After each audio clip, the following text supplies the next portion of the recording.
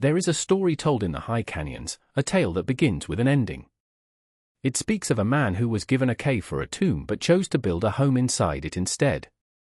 They say Amos Breckenridge was banished by the very town he helped found, cast out into the rocky desolation of the dead man's moor with nothing but the clothes on his back and a reputation scorched to ash.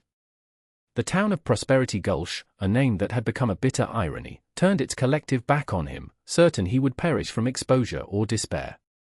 They were wrong. For Amos did not just survive in that dark cleft in the earth, he thrived. He built a cabin of fitted pine and mortared stone within the cave's great mouth, and in the deep, silent dark behind it, he found a secret the mountain had been keeping for 1,000,000 years. This is not a story about a lucky prospector, you understand.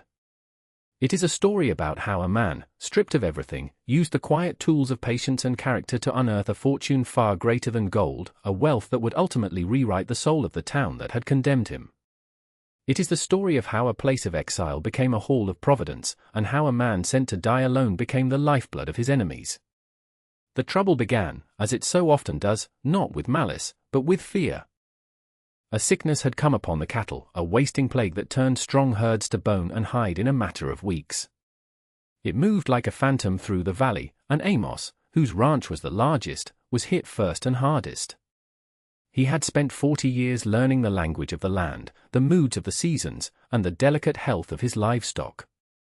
He fought the blight with everything he knew, with remedies passed down and theories of his own, but it was a relentless, invisible tide. When the sickness inevitably jumped from his fences to the smaller ranches that bordered his, the whispers began. They started in the saloon, low and venomous, and grew into loud accusations in the general store. Men who had shared his table and sought his counsel now looked at him with hard, unforgiving eyes. They needed a reason for their ruin, a target for their grief, and Amos, with his silent sorrow and dirt-caked hands, was the most convenient one. Mayor Stratford, a man whose ambition had always outpaced his wisdom, saw an opportunity to consolidate his power by channeling the town's panic. He called a public meeting in the dusty street, his voice ringing with false certainty. Amos Breckenridge brought this curse upon us, he declared, his finger pointing like a judgment. His negligence, his refusal to cull his herd at the first sign, has been our undoing. It was a lie, a clean and simple lie that felt like truth to desperate men. There was no trial, no defense. The verdict was the roar of the crowd. They took his land, his remaining stock, his home. They gave him 1 day to gather what he could carry on his own 2 feet and then escorted him to the edge of town, pointing toward the dark opening in the bluffs a mile distant. "The more is your penance," Stratford had said, his face a mask of grim authority. Amos looked back at the faces he knew, the blacksmith, the store owner, the ranchers he'd helped through hard winters, and saw no mercy. He turned his back on Prosperity Gulch without a word, his silence a thing far heavier than any curse they could lay upon him, and began the long walk toward his living grave. The mouth of the cave was immense, a jagged wound in the limestone cliff face that exhaled a constant, chilling breath of subterranean air. For the first week, Amos did little more than exist. He found a small, clear spring seeping from a rock wall deep inside, its water achingly cold and pure. He foraged for roots and late-season berries, his knowledge of the land keeping starvation at bay. But it was the crushing weight of the town's betrayal that gnawed at him more than hunger. He would sit for hours on a stone ledge just inside the cave's entrance, watching the distant, hazy shape of the town, a place that had been the entire map of his life. He felt the bitterness try to take root, the acid of vengeance that could poison a man from the inside out. But Amos had been tempered by a lifetime of patient work. He had learned from the slow turning of the seasons that anger was a fire that consumed its own fuel and left nothing behind. Resolve, however, was different. It was a seed. One morning, he woke to the first sharp frost of autumn painting the world in silver. The cold that had seeped into his bones overnight was a premonition, a clear and urgent warning of the winter to come. He knew then that he had a choice. He could surrender to the slow, freezing death the town had decreed for him, or he could build. He stood up, his joints aching, and looked not at the distant town but at the resources around him. He saw the thick stands of pine and fir in the secluded valleys behind the bluffs, timber the townsfolk rarely bothered with. He saw the flat, stackable shale that littered the cave floor. He saw the spring for water and the cave itself as a windbreak, a great stone wall against the coming storms. In that moment, the despair broke, washed away by the clean, cold current of purpose. He would not just survive. He would construct a life from the wreckage of the old one. He would build a shelter so solid, so defiant, it would stand as a silent testament to their misjudgment. He spent the rest of the day clearing a level patch of ground just inside the cave entrance, his bare hand scraping away loose rock and soil, preparing the foundation for a home no one would ever have imagined. The labor was brutal, a solitary war against gravity and time. Amos was no longer a young man, and every swing of the borrowed axe he'd managed to barter for with his belt buckle from a passing trapper sent a shock of pain through his shoulders. He felled the trees far from any trail, in a high, hidden basin where the sound would be swallowed by the canyons. He learned to work with the grain, to read the internal stresses of the wood, choosing logs that were straight and sound. Getting them to the cave was the true test of his ingenuity. He couldn't use a team of horses or any kind of conveyance. It was just him, a length of rope, and the unyielding principles of leverage. He would rig a crude pulley system, using sturdy branches as anchors, and inch the massive logs down the steep inclines, his muscles screaming in protest. The work was slow, methodical, and deeply lonely. His only companions were the whisper of the wind through the pines and the occasional cry of a hawk circling overhead. Some days, his exhaustion was so complete that he would simply collapse beside a half-moved log and sleep for an hour, the scent of pine sap thick in the air. Back at the cave, he began to lay the foundation, fitting stones together with the same patience he had once used to mend a broken fence. He discovered a deposit of clay near the spring and, mixing it with water and dry grasses, created a crude but effective mortar. He was building not just a structure, but a routine. The physical exertion cleared his mind, leaving no room for the corrosive thoughts of what he had lost. His focus narrowed to the task at hand, the next notch in a log, the next level stone, the next bucket of clay. A pair of riders from the town saw him once, pausing on a distant ridge to stare. He could imagine their conversation. "The old fool is still alive," one might say. "Looks like he's piling up rocks." Lost his mind for certain, their scorn drifted to him on the wind, but it no longer stung. Let them watch. Let them misjudge him again. They saw an old man playing with stones. He was laying the foundation of his new world. Weeks turned into a month, and the structure began to take shape. It was not a crude lean-to but a proper cabin, its walls rising within the protective embrace of the cave mouth. He notched the logs with painstaking precision, ensuring a tight fit that would leave no room for the winter wind to enter. He had no fine tools, only his axe, a hunting knife, and a sharpened piece of scrap iron he used as a chisel. Every joint was a testament to his stubbornness. He built a hearth and chimney against the back wall of the cabin, using the cave's own stone and his clay mortar. It was the heart of the home, and he spent a full week on it, ensuring the draw was perfect. The day he finally lit the first fire was a quiet ceremony. The smoke billowed for a moment before catching the draft and streaming up the flue, a thin grey ribbon rising into the vast, dark dome of the cave. The warmth that filled the small, one-room cabin was more than physical. It was the heat of accomplishment, of defiance. He had carved a space of order and comfort out of pure chaos. With the main structure complete, he turned his attention to the interior.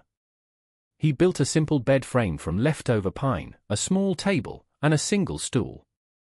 He chinked the logs with his clay mixture until the walls were airtight.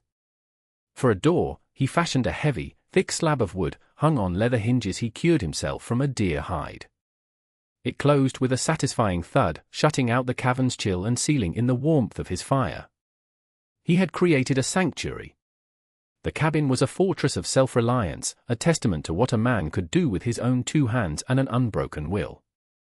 He felt a sense of ownership he hadn't even felt on his own ranch, for this place was born not of inheritance or purchase, but of pure, unadulterated effort.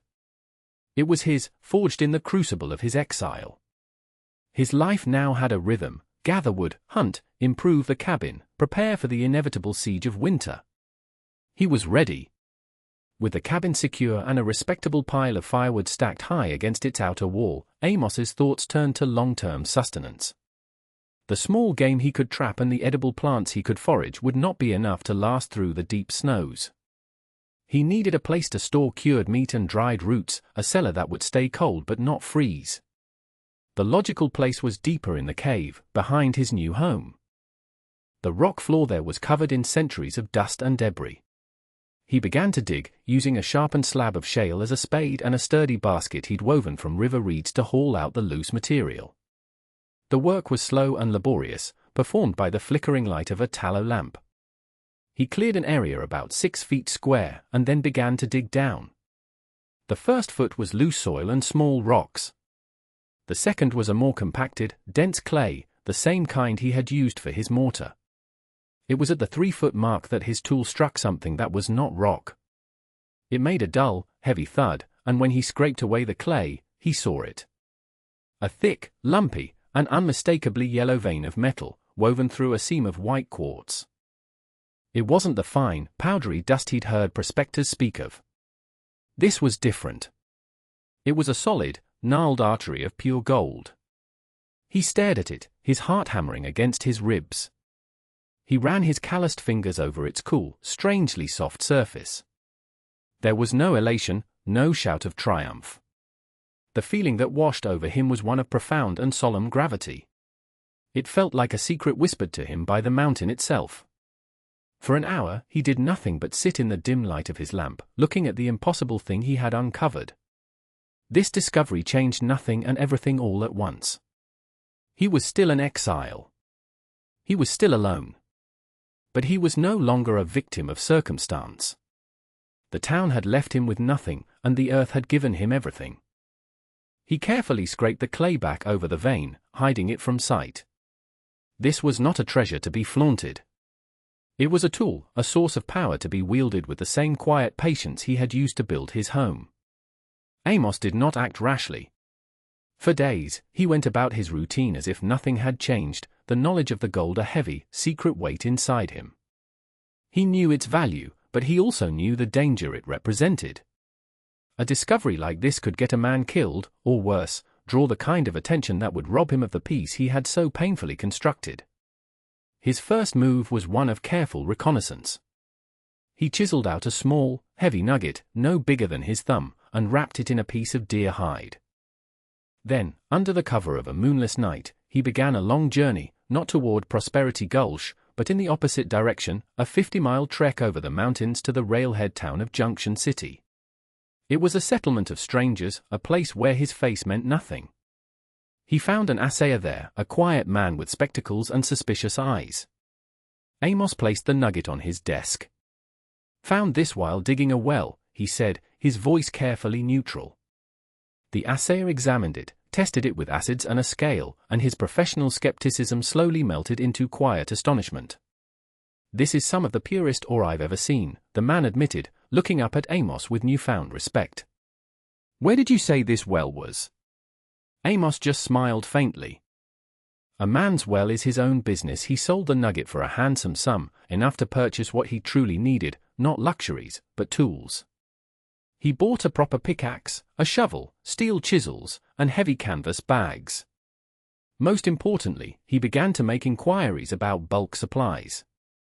He spoke to a freight merchant, a man named Peters, arranging for a massive order of flour, salt, beans, cured meats, and medical supplies like quinine and bandages.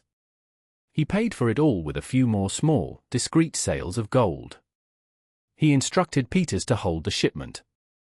"A bad winter is coming," Amos said, his gaze distant. "I can feel it in the air. I'll tell you when and where to deliver." Peters, seeing the color of his payment, simply nodded. Amos was no longer just preparing for his own survival, he was playing a different game now, one whose rules only he understood. He was building an ark in the middle of the desert, waiting for a flood only he could see coming. The first snows came in early November, a light dusting that melted by noon.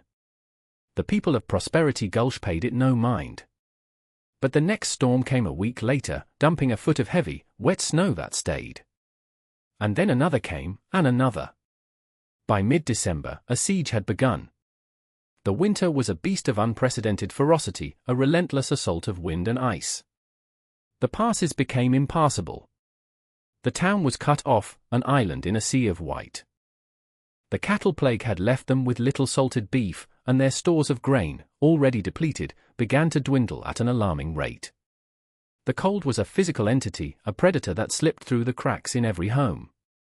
Sickness followed, a racking cough that settled deep in the lungs. Fear, which had been a low hum since the cattle died, grew into a palpable panic. Mayor Stratford projected an aura of control, rationing what little was left in the communal storehouse, but his authority was fraying. The very people who had roared for Amos's exile now gathered in hushed, frightened groups, their faces pinched with worry. They had gambled on a mild winter and lost. Their arrogance had left them exposed, and the mountain was now exacting its price. The town doctor, a weary man named Wallace, did his best, but he was running out of medicine, and more importantly, out of hope. The town had become a prison of its own making, trapped by the same geography that was supposed to protect it. Every gust of wind rattling their window frame sounded like a judgment. They had cast out a man to die in the wilderness, and now, it seemed, the wilderness had come for them all. The irony was as bitter as the freezing air. They were starving in their homes while the man they had condemned sat, for all they knew, in the belly of the beast they'd sent him to. The breaking point came in late January. The town's reserves were gone. Families were boiling leather for soup. The doctor had 3 more people die from lung fever, and he knew more would follow. A meeting was held in the mayor's office, the air thick with desperation. "We'll have to send a party for help," someone suggested. "No one can get through the high pass," Stratford countered, his voice strained. "It would be suicide." It was then that Dr. Wallace spoke, his voice quiet but firm. "There is one place we haven't tried." One person. A heavy silence fell over the room. Everyone knew who he meant. The idea was absurd, ghoulish even. To seek help from the man they had cast out? To crawl to the ghost they had created? "He's dead," the blacksmith muttered. "No one could survive this out there." "Especially not in that cave." "We don't know that," Wallace insisted. "And if there is even a 1 in 100 chance he is alive and has a stock of food, we have to take it. It is our only hope." The mayor looked cornered, his authority collapsing under the weight of his own past decisions. Finally, he nodded, a barely perceptible motion of defeat. A small party was formed, Dr. Wallace, the blacksmith, and 2 other grim-faced men. They set out at dawn, the journey a brutal slog through waist-deep snow and blinding wind. It took them the entire day to cover the mile to the bluffs. As they approached the Dead Man's Moor, they expected to find nothing but a wind-scoured opening. Instead, they saw something impossible. A thin, steady plume of smoke was rising from within the cave, disappearing into the darkness of its ceiling. They drew closer, their disbelief warring with a desperate flicker of hope. And there, nestled just inside the entrance, was a small, perfect cabin, its single window glowing with a warm, steady light. It was a vision of such profound and shocking domesticity that it stopped them in their tracks. The blacksmith let out a breath he didn't know he was holding. "My God," he whispered. His alive Dr. Wallace stepped forward and, with a trembling hand, knocked on the solid wood of the door. The door swung open, and Amos Breckenridge stood before them. He was not the gaunt, half-mad creature they had imagined. He was thinner, yes, and his face was a roadmap of hardship, but his eyes were clear and calm. He held a lit lamp, the golden light illuminating their snow-caked faces and the desperation etched upon them. He looked at the 4 men, his gaze lingering for a moment on the blacksmith, a man who had been one of the loudest voices calling for his banishment. He said nothing, simply waiting. It was Dr. Wallace who finally broke the silence, his voice hoarse. "Amos, the town is starving. We have sickness. We're out of everything." He looked past Amos into the cabin, seeing sacks of flour stacked against one wall, cured hams hanging from the rafters. The sight was so overwhelming that his composure broke. "We were wrong, Amos. We were afraid, and we did a terrible thing. We have come to ask for your help. We will pay anything." Amos listened, his expression unreadable. The wind howled outside the cave, a mournful counterpoint to the doctor's plea. This was the moment he could have savored, the moment of their utter humiliation. He could have turned them away, leaving them to the fate they had so eagerly prescribed for him. He could have named a price so high it would have beggared them for generations. Vengeance was a hot, sharp, and satisfying thing, and it was his for the taking. But as he looked at their faces, he saw not the mob that had condemned him, but for cold, hungry men, representing a town full of the same. He saw the foolishness of their pride and the depth of their desperation. And he felt not a surge of triumph, but a deep, resonant pity. He stepped back from the door. "Coming out of the cold," he said, his voice even. "There's coffee on the stove.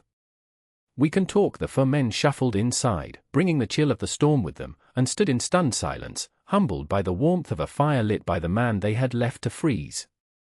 The negotiation was not a negotiation at all. It was a statement of terms. Amos sat at his small table, the 4 men huddled near the hearth, and laid out his plan.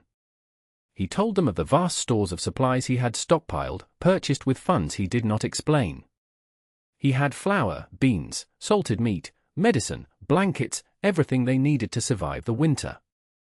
"I will not give these things away," he said, his voice low and steady. "Charity breeds weakness. But I will not profit from your desperation either." He named a price for each item, a price that was fair, even low, by the standards of any trading post.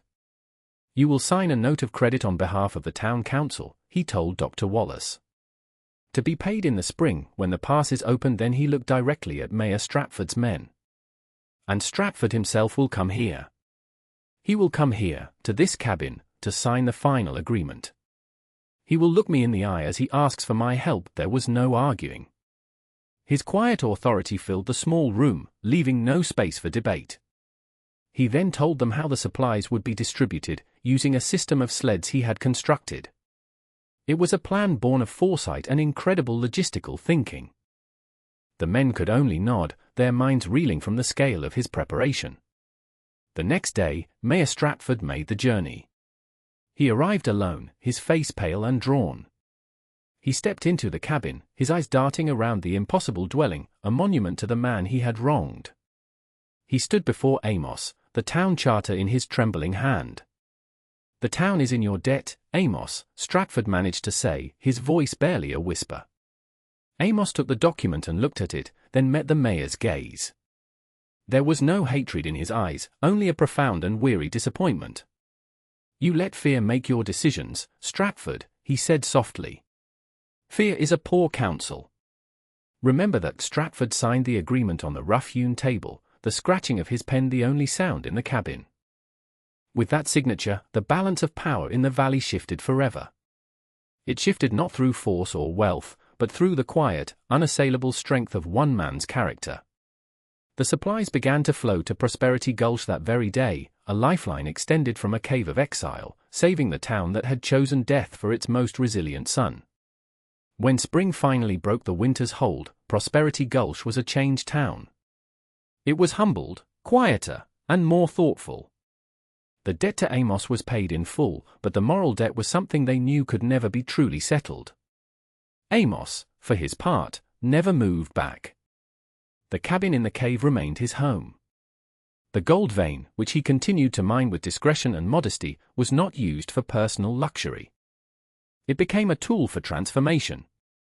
His first project was to fund the construction of a massive, stone-built town granary, a structure so large and well-stocked it could see the valley through 3 winters like the last one. He called it the Community Reserve and put its management in the hands of a council, on which he refused to sit. He then established a fund, the Rancher's Insurance, to help any family who lost their stock to sickness or disaster, the very safety net he had been denied. He did all this from a distance, sending instructions and funds through Dr. Wallace, who had become his trusted friend and intermediary. The people of the town began to make pilgrimages to his cave, not to stare at an outcast, but to seek the counsel of a wise man. They would find him sitting outside his cabin, mending a piece of leather or simply watching the clouds, and they would speak to him of their troubles. He listened more than he spoke, but the words he did offer were freighted with a simple, hard-earned wisdom. The dead man's moor was slowly renamed in the common tongue. People began to call it the Cave of Providence. Amos lived there for another 20 years, a quiet, formidable presence in the life of the valley. He died peacefully in his sleep one autumn night, in the solid cabin he had built with his own 2 hands. They buried him on a sun-drenched hill overlooking the town he had saved, but his true monument remained the cabin in the cave, a lasting symbol of grace over vengeance, and the enduring truth that a man's worth is not measured by what is taken from him, but by what he chooses to build in its place.